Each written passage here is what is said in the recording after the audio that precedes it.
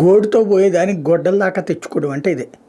ఒకప్పుడు ఏసీబీ ద్వారా తనని రెడ్ హ్యాండెడ్గా పట్టుకుని అరెస్ట్ చేయించారన్నది రేవంత్ రెడ్డికి కేసీఆర్ కేటీఆర్ మీద ఉండే కోపం. కేసీఆర్ మీద ప్రధానమైన కోపం, ఆ కోపం కేటీఆర్ మీద తీర్చుకోవాలి కాబట్టి ఏసీబీతో కేసు. వాస్తవంగా ఈ ఫార్ములా రేస్ జరిగిపోయింది.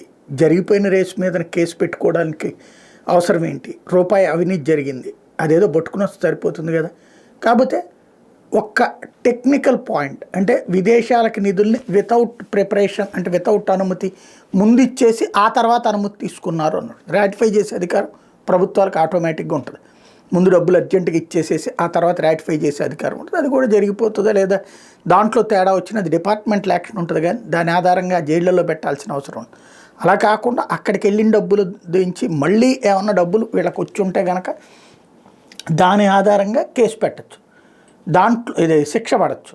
అట్లాంటిది ఏదైనా నిరూపించాలంటే చేసి ఉండాల్సింది. అది ఇంతవరకు ఏం లేదు. ముందు ఆయన్ని సతాయించాలి అనుకున్నారు, సతాయిస్తున్నారు.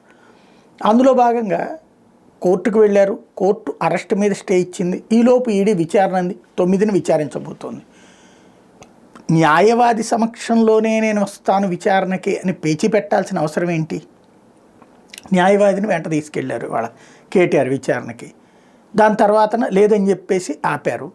అసలు విషయం ఏంటంటే ఇక్కడ న్యాయవాదిని తీసుకెళ్ళమని చెప్పి న్యాయవాది సమక్షంలో విచారించమని హైకోర్టు ఆదేశించలేదు కాబట్టి అనుమతించమని ఏసీబీ అని. అనుమతించకపోతే నన్ను ఏదో ఒకటి చేసేస్తారంటూ కేటీఆర్ వెనక్కి వెళ్ళడం అంటే భయమా, అమాయకత్వమా, లేకపోతే కాలక్షేపమా? రెండో పాయింట్ ఏంటి?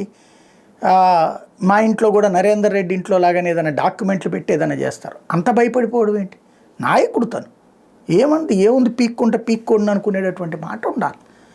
అలా కాకుండా నాయకుడు లాంటి వాడే కంగారు పడితే కన్ఫ్యూజన్ అవుతుంది కార్యకర్తలకు. ఆలోచించుకోవాల్సింది.